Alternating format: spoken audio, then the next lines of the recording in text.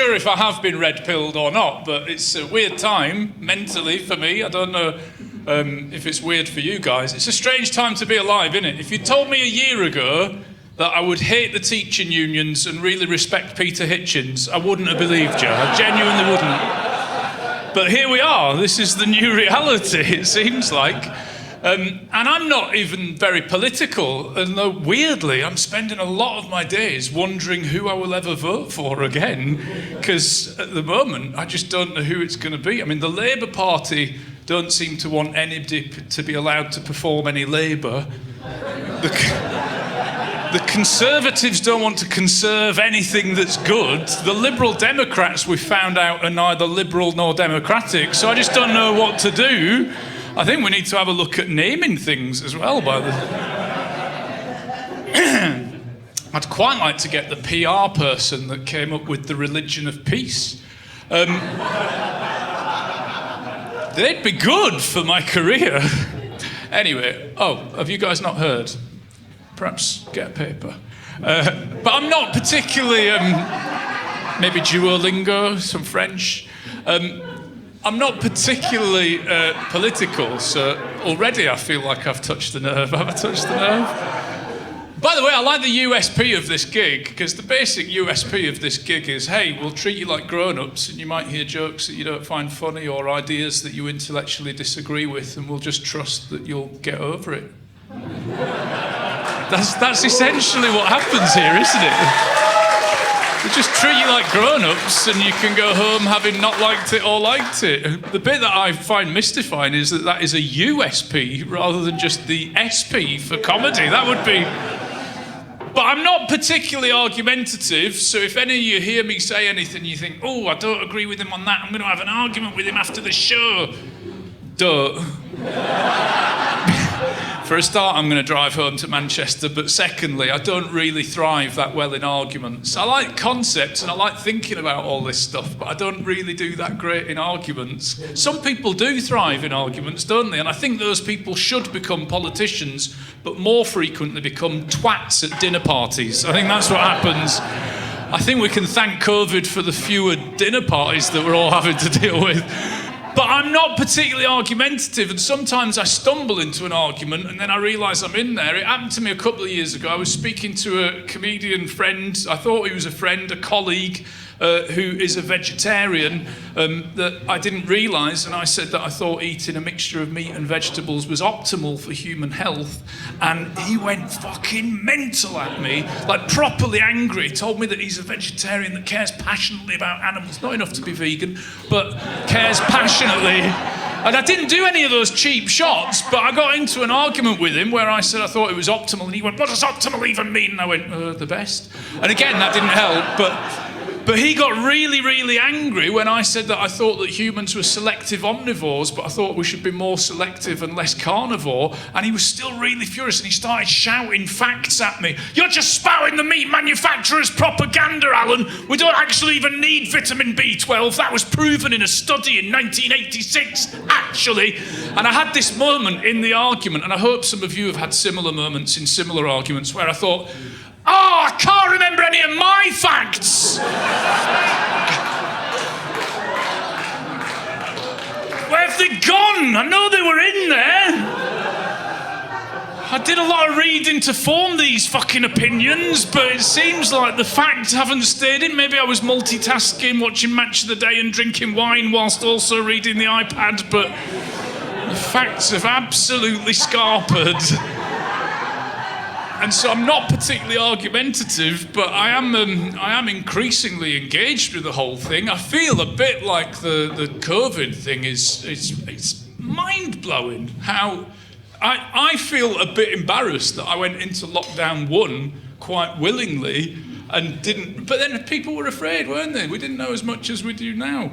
I suppose really looking back on it, I should have been more resentful early on. The moment I got resentful was mandated masks, because perhaps I'm an old school atheist fan of Christopher Hitchens, but when he said extraordinary claims require extraordinary evidence, I feel like the masks thing was like, whoa, you can't mandate that unless you can support it. And make it voluntary if you really want to, make it advisory, but you can't mandate. But even before that, I feel like I should have smelt a rat. When the website Etsy banned the T-shirts saying, "I survived COVID-19", even then I should have thought, I don't think this is about the virus. I think this is about control. What, are they banning fucking joke T-shirts? They think the virus is going to be more deadly if we joke about it? What the background for that? You know, maybe that's what they thought AIDS happened with. You know, there's just loads of AIDS jokes when I was at school and it became more deadly. I don't think so. I don't think it was about the proliferation of AIDS and HIV jokes. I think it was unprotected sex and intravenous jug sharing, wasn't it? Needle sharing, but... I think really the "I survived COVID" T-shirts were quite a good idea. They would let us know how close we were to herd immunity if people had got them, which is quite difficult to ascertain at the moment, apparently, isn't it? I mean, I can see it on grounds of taste. They think it's insensitive, innit, to wear an "I survived COVID" T-shirt. I don't think it's insensitive, unless you were to put an "I survived COVID" T-shirt on someone that didn't.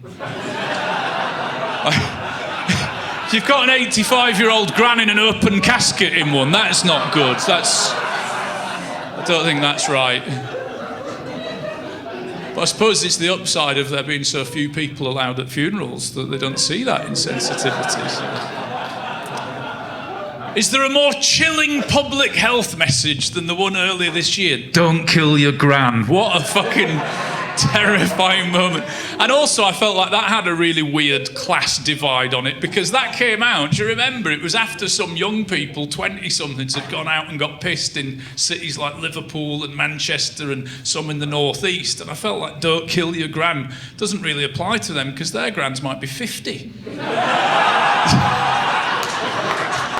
They're not even in the target age group that are going to die from it. Don't kill your gran. Also, everyone knows how suggestible we are. Everyone knows that if you say "don't think of an elephant," everyone thinks of an elephant. And then they're saying "don't kill your gran," and people are thinking, "Oh, okay, yeah, fair enough." Made you spit a bit of your drink out there, didn't I? That's all I want from a gig. I didn't like it. And I've spent so much time since this happened wondering what job I'm going to do instead of comedy, because I pay myself as a limited company, so I've had nothing and no work. It's just one of those things where you start wondering every day, what the fuck are my saleable skills? And I've no other saleable skills. I don't know what I could do. I might have to retrain, and retraining scares me. I actually get scared of people that have got proper jobs that require retraining. Some of you probably work in computers and you have to do a course to learn a different program, or accountancy. Some NHS doctors and midwives apparently have had to be retrained to add the phrase "for now" when they accidentally blurt out "it's a boy." For now, who knows what it'll end up, but right now, it's a boy. This might be the fastest woman on earth at one point, but right now, today, it's a boy. We used to go by genitals and chromosomes, but increasingly we're doing it by feelings. So I'm scared of the retraining, I'm scared of it. And I've never really wanted any other job. I wanted to do this since I was a child, and now I worked quite hard to do this. Now it feels like it might be gone. And so I'm not one of those comics that's like, "Oh, I always wanted to be in a band," or "I always wanted to do something." I've never really wanted to do anything other than this. And the only thing I can think of is a couple of years ago I got jealous of a musician. First time ever. I saw a band in Manchester where I live, and the lead singer did an amazing thing. He finished one song, and before playing the next song, he leaned in and he said, "This next one's from Kenny Brown and all those crooks back home in Mississippi." And he leaned back, and honestly, I felt the whole room think, "God, he's so cool. He's cool as fuck." He just looked cool and sounded cool. It seemed a cool thing to do. I mean, actually, in the cold light of day, it's a very inefficient way of communicating with Kenny Brown and the crooks back home in Mississippi. Could have got the Wi-Fi password and WhatsApped him. But anyway, I got jealous that he can dedicate a little slice of his art and it be considered cool, whereas I know for a fact that stand-up comedy, you can't do that. I can't do my jokes about masturbation and then go, "That one's for Dave in Langwathby." I went to high school with Dave. He was a power wanker then, he's a power wanker now. Some of you laughing, some of you looking like, right, power wanker's a phrase I'm using from now on. I knew I'd get something from this gig that wasn't just alt-right comedy. It doesn't seem to be alt-right to me. It seems to be a place where you can just tell jokes and folk. Anyway, let's clean things up. Have you ever had this moment? This is not political. You ever had this moment where you're watching the telly at home and you catch yourself picking up the remote control and turning up the volume really loud because you're also eating crisps? It's a weird moment in life, isn't it, where you think, hang on, the noise in my head is getting really bloody loud, so the noise in this room is going to have to become correspondingly louder. That one's for Neil in Bristol. Formerly London. I think we all know what that did for his loan to value. I think he went mortgage-free temporarily and then he borrowed again, which I would have advised against, but I'm not qualified to... But yeah, I don't know what job I'll end up with. It's a weird old time, isn't it? It's a fucking strange time. And I'm confused. Where are the atheists?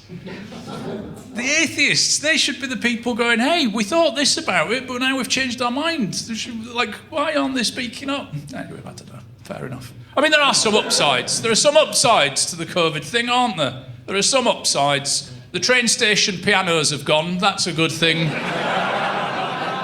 I can't be the only curmudgeon that found those fucking tedious.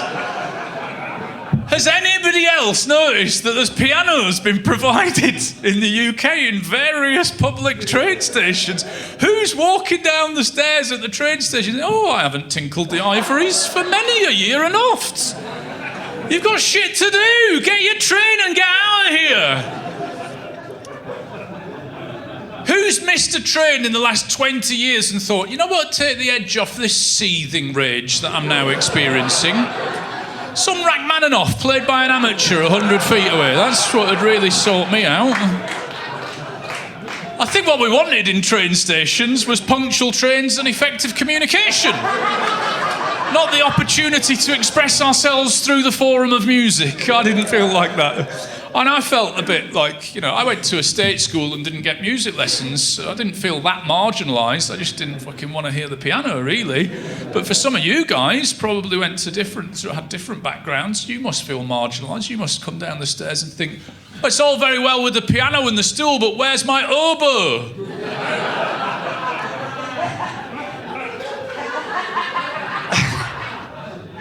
I have a theory about the train station piano, but nobody likes it. My theory about the train station pianos is that they were eventually going to roll them out to bus stations and street corners and everywhere just to save time after terror attacks. For when that guy who drags a piano, whenever there's been a bloody jihadi attack and a guy drags a piano in order to play Imagine, one of John Lennon's least good songs, you know that mawkish, attention-seeking prick. You know who I mean? You know that guy? Fucking Imagine there's no possessions. Fuck off, John. You're in a mansion with a grand piano. I've worked hard for my possessions. I'm not materialistic, but my children are quite fond of their possessions. And also, do you mean there's no possessions anywhere? Nobody owns possessions? Or do you mean that there's, some people have got all the possessions? Because that sounds like a militia, and I don't want to think of that during a ballad. Have I misread the room on the popularity of the song Imagine? Is that what's happened here? Probably just relieved that we're not dissecting the lyrics of Well, She Was Just 17, aren't you? That's...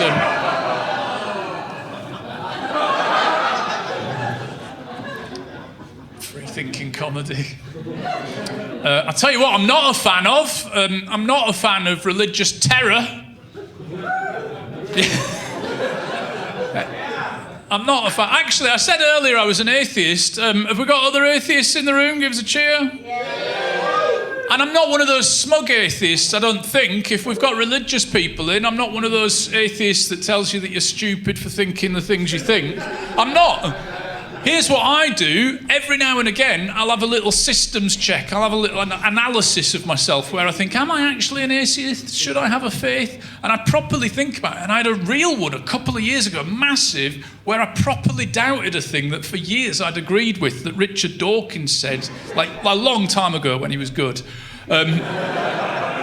But he said a thing ages ago that he doesn't think that there's any such thing as religious children, that there's only the children of religious parents. And I agree with that. And I've met a lot of people that agree with that. And I've met a lot of religious people that agree with that. And I think that's because it's obvious, isn't it? The kids are always picking up the religion of the nearest adult role model. It's not until later in life that they read more widely and mix with different people that they might change faith. But it never happens in infancy, does it? You never meet a family and they say, oh yeah, we're really devout Hindus. She's 9 Catholic. That surprised us. Never happens, does it? Doesn't happen. I think it'd be nice if it did, if you lived in that world where it was like a little bubble of DNA. Yeah, we're Orthodox Jews, he's 8 Muslim. It's caught us on the hop, to be absolutely frank with you. And we're a bit concerned. We've read his holy book and it is not looking good for the Orthodox Jew side of the family in his holy book. Actually, did you say you were a non-believer? It's not looking good for you in his holy book either.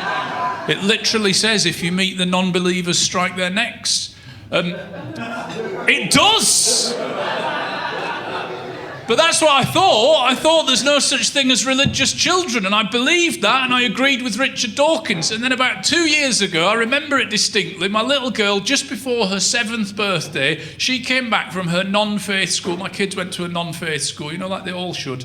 If you stop and think about it for longer than 35 fucking seconds, the idea of segregating them based on the parents' unprovable, so that they immediately are othering. Anyway, she came back from her non-faith school, from non-faith parents, and asked, near enough begged me if she could go to church. Dad, I really want to go to church. Please, can I go to church?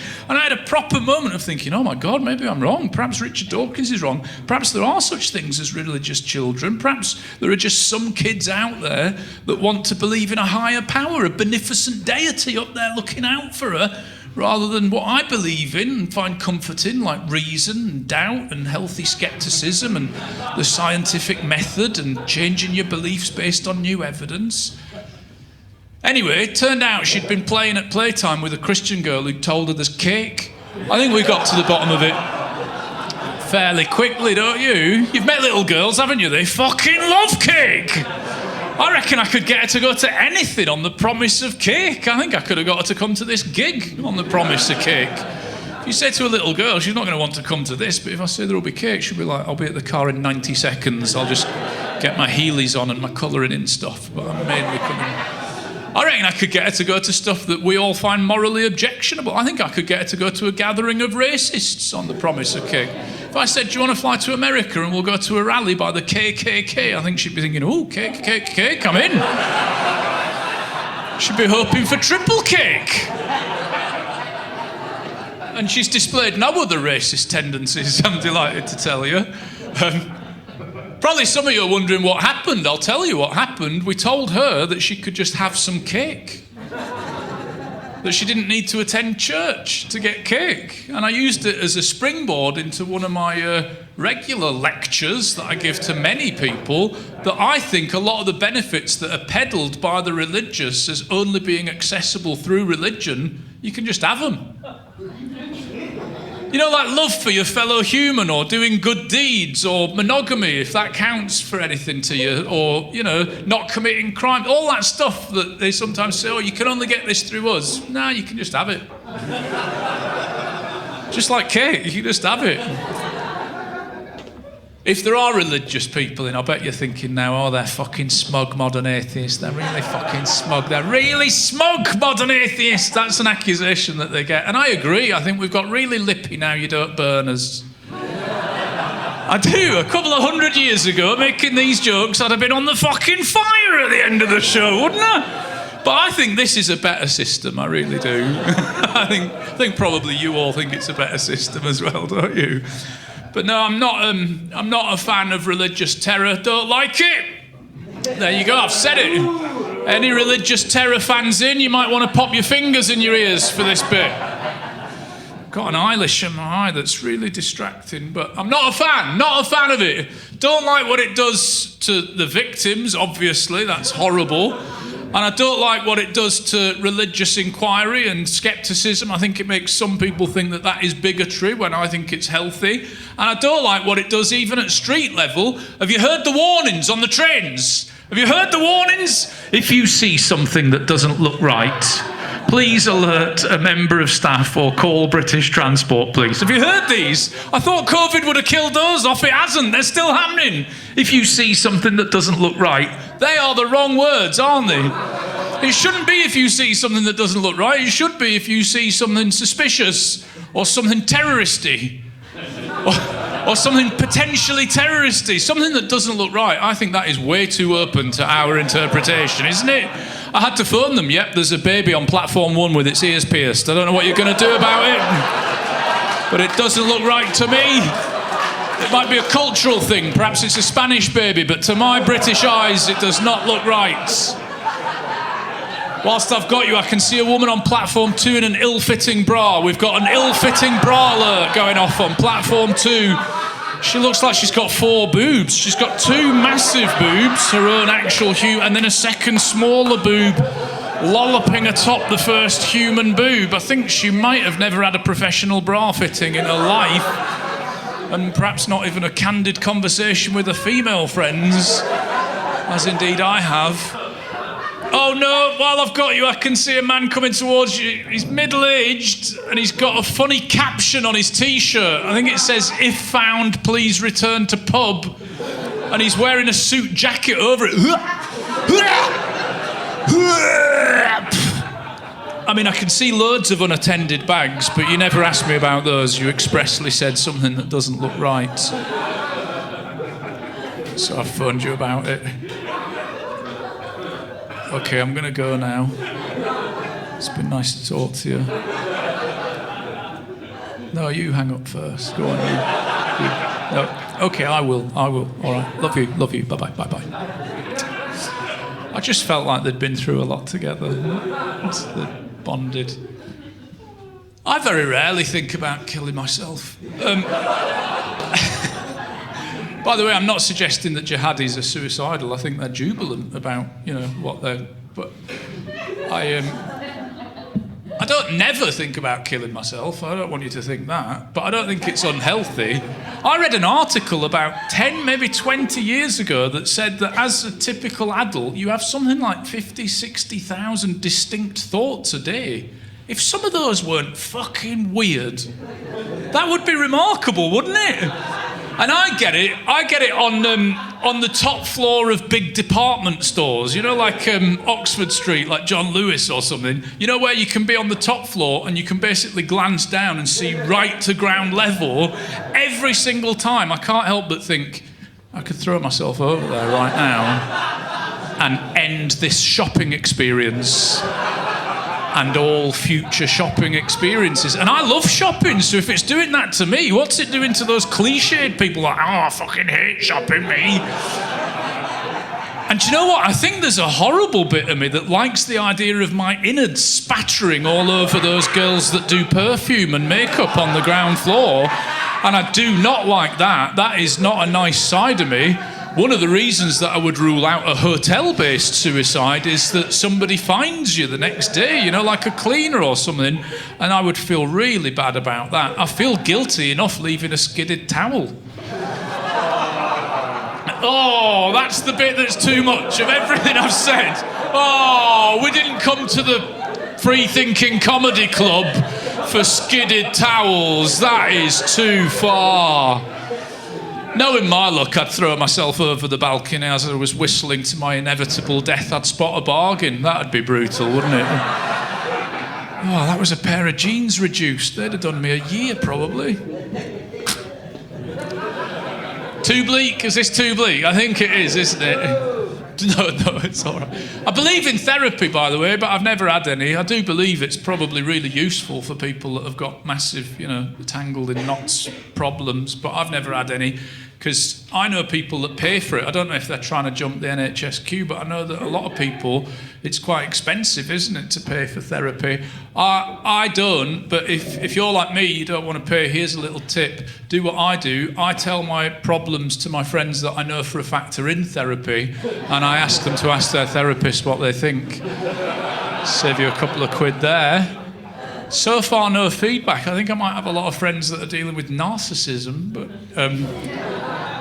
maybe not. I'm going to go shortly. I haven't meant to upset anybody. This is the new bloody normal for comedians, is that we're constantly trying to check that we haven't upset anybody. Even the premise of this gig, this gig partly exists because some people, I think mainly young people that are online, but also some stupid older people, are saying things nowadays, and they say things like, words are actual violence. You know, people say words are actual violence. I honestly think people that say that have perhaps not experienced actual violence. I think that might be part of it. I've been headbutted in my life. I've been headbutted. It's fucking horrible. It's way worse than hearing about someone being headbutted. I can bring you that report. You lot have not all just experienced a headbutt, have you? You've experienced... I might have reminded you of your own headbutt experiences, but, it's words aren't violence, I don't think. I think they matter. I think they're really useful and important. I need them almost every day. But I don't think they're violent. Here's the tricky thing about words that I think sometimes the woke and the PC and the social justice people overlook, is that words change meaning with usage anyway. No matter how much you try to micromanage it, some changes will occur. And sometimes I think the political correctness people, the bit that they mistake is that they bring in loads of new words to change because they think that the old words are insensitive to some groups. And then basically I think what happens is some nice people tell other nice people that they're still using the wrong words, and it becomes just nice people telling off other nice... Meanwhile, the baddies are all using the fucking old words. They don't give a shit.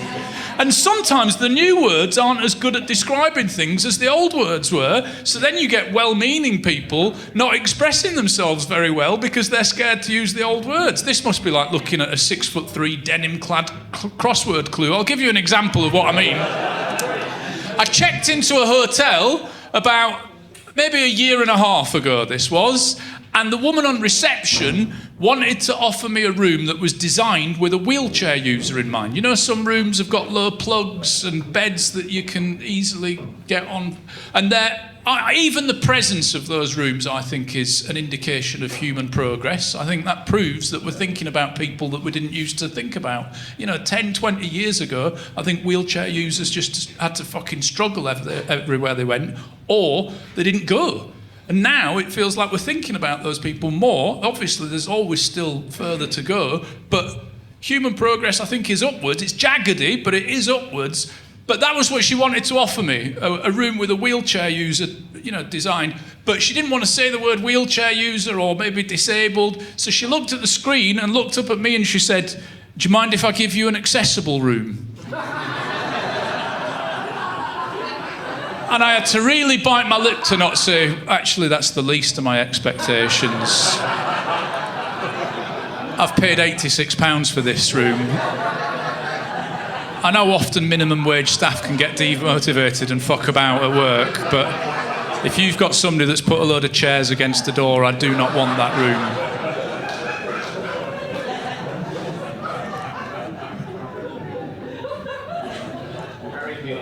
Very good. Thank you very much. Thank you very much. Good night.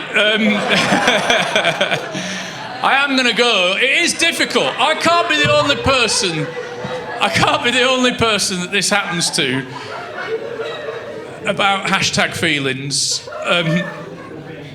Does anybody else ever have this, where somebody tells you something sad and emotional, and you know it's meant to make you feel sad and emotional, and you look inside yourself and think, nope, fuck all, absolutely nothing.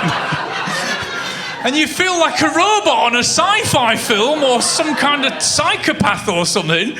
It happened to me. Me and my mates were discussing our difficult childhoods, some nice male bonding. My dad died when I was just 4. Boo-hoo, poor Alun, hasn't he done well? OK, the 3 people that cackled then, that's the level of jaded cynicism that the rest of you need for this next bit. My dad died when I was young, and I was talking about it to my friends, and my mate told us that his dad hadn't died, but he'd scarpered. His dad had fled the family, and he had several properties, but he'd never paid a penny in child support. So my mate grew up proper skint. I thought I grew up skint because I got free school dinners before Marcus Rashford made them fashionable. And by the way, I just don't ever remember my mum thinking, oh, the school will provide meals during Christmas. That's definitely going to happen. I think she thought that might be her bit. But anyway, but my mate, he grew up so poor, he told us that one of his lasting childhood memories was of his mum frying an egg and then cutting it in half to share between him and his sister. That's how poor they were. Sad story. All I could think was scrambled would have been better there. Who wants half of a fried egg? Nobody likes half. Like, the yolk is running onto the plate and going cold immediately. Nobody likes cold egg yolk. It's disgusting. And also the child can see that it's a half. It's a semicircle. That's the shape of poverty in fried egg form. If she'd scrambled it, the child would be thinking, oh, an indeterminate amount of scrambled egg. This isn't a bad childhood at all. I was thinking, yeah, you did have a tough childhood. Your dad fucked off, but I think your mum might have been a bit thick as well. The double whammy of tough childhoods. And that one's for Steve from Liverpool, who thankfully can take a joke. And I'm glad you all can too. Keep supporting this gig and keep free speech, free speech. I've been Alan Cochrane. Cheers.